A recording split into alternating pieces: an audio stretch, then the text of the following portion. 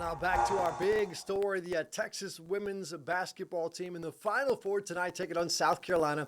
I sat down with sports director Jeff Jones earlier this week to learn all we need to know about this matchup. Take a look.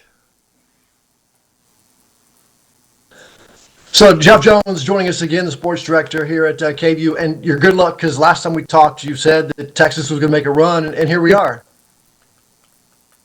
There we go. I'm good luck. I can predict the future. And Rob, good news. Both of us are hitting the lotto soon.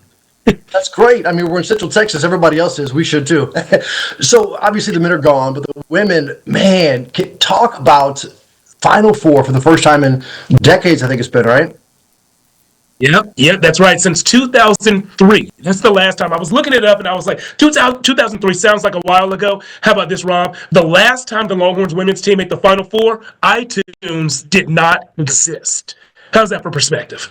A Final Four, and the Longhorns get to see a familiar foe in this national semifinal round. They're lining up against South Carolina. South Carolina, obviously an elite team. They're used to being in this situation. But I think the Texas defense is built to keep them close, even with an elite opponent like South Carolina. So I kind of like the matchup. I like the fact that there's familiarity there, and I like the fact that the Longhorns' second tier of players, not the stars, but the ones, right below them, the role players, are peaking at the right time. What's the difference between today? They played 3 times already this year and lost twice. What is different between this Longhorns team and the one who lost twice, 2 of the last 3 times to South Carolina? Great question, Rob. I think the worst stretch of time that the Longhorns had against South Carolina this season was the second quarter of the SEC championship game. That's the most recent game they played against South Carolina. In that second quarter, they were outscored 22-6. That just doesn't happen. And, sometimes the best thing that can happen for a team is when another good elite team exposes their weaknesses. And that's what happened to the Longhorns in the second quarter of that game. And so the way Vic Schaefer and his staff responded is in that 1-week layoff from when they lost that game until Selection Sunday, they didn't run a single defensive drill. This team is an elite defensive team, and they said, you know what, we have this 1 week to get better and make sure things that happened to us in that second quarter against South Carolina never happen to us again. How can we do that? And so they refined and in some ways remade the offense. And so we're going to see the fruits of that labor, hopefully, when those two teams take the court on Friday night. Talking about Coach Schaefer there, his reaction when the final buzzer went off, man, he kind of just buckled over and just his look over him. It was awe-inspiring. What did you see when you saw that? I saw passion, I saw hard work, I saw a sigh of relief, and then I saw a person gather himself and say, right now isn't time to be relieved. Right now it's time to know that the job's not finished. And when we had a Zoom with Coach Schaefer on Tuesday, that's exactly what he said. He said that's basically been the motto of the season. Those diehard basketball fans who are watching right now can remember that viral clip of Kobe Bryant from years ago when they were on an NBA Finals run, and I think they won the Western Conference Finals or something like that, and there was this question about how great it feels to accomplish this goal, and Kobe's reaction simply was, job's not done.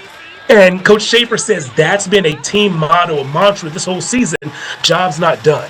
And so in that moment, there was that sigh of relief. The monkey was off their back, so to speak, because they made it to the Elite 8 4 of the past 5 years, and their journey has stopped in the Elite 8 for 3 of the last 5 years.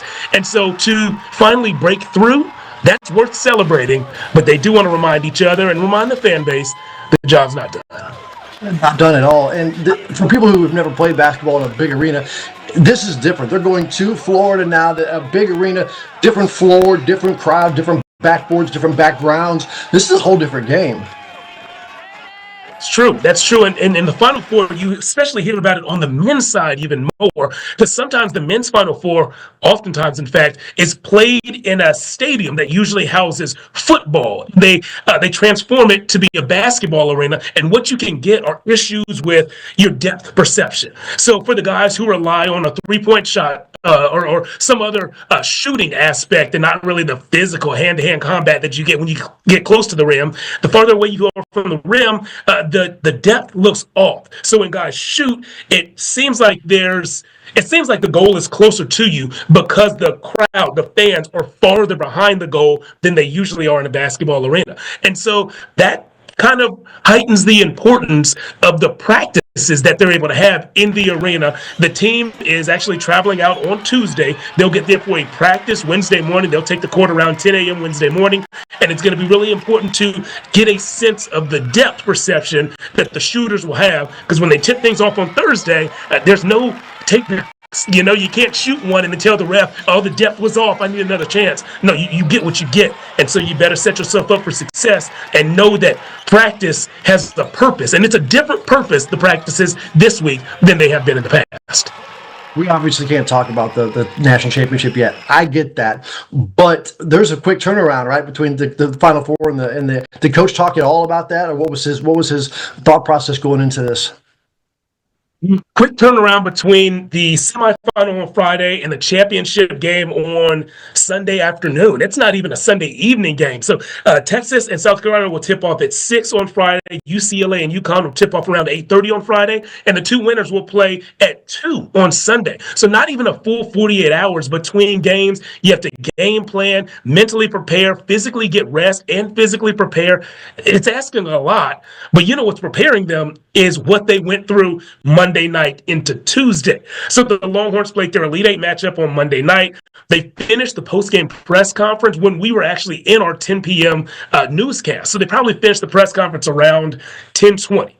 They load up the bus to the airport. They load up the planes, fly back home. They get home at about 2:15 in the morning. Some of those athletes had class on Tuesday morning. Others, washed clothes and fed pets and hung out with family and friends. And then, remember, Rob, they landed at 2:15 in the morning. They loaded the buses here in Austin to go back to the airport at 2:30 p.m.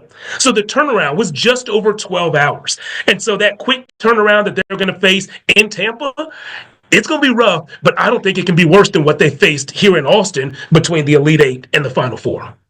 Everything hurts a little less so when you're in the Final Four. You're a little less tired. You're just on edge. Do you know, are you going to be able to go with the sports team to go cover this or what?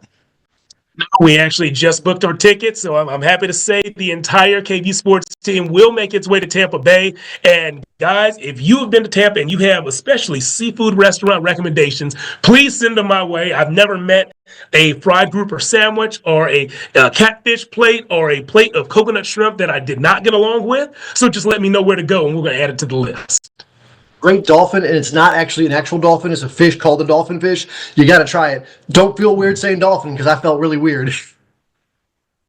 Just sitting right there, I was like, wow, we got to check with legal before we put that out there. But all right, I got what you're saying now. Dolphin fish. All right, last question. Give me a prediction for the final score on Friday. Oh, final score. So I will say this, and I don't know if this is a smart prediction or not, but I feel that Texas is going to win this game. These two teams are very familiar with each other. South Carolina has won twice. Texas has won once when they played this season. I think Texas evens that up. They get the win. I think one of the reasons they get this win is because of what South Carolina exposed in the second quarter when these two teams met in the SEC tournament. Texas has only given up 60 or more points once in this NCAA tournament. And believe it or not, that was to William and Mary in their opening round game here in Austin. I think South Carolina does top the 60 mark.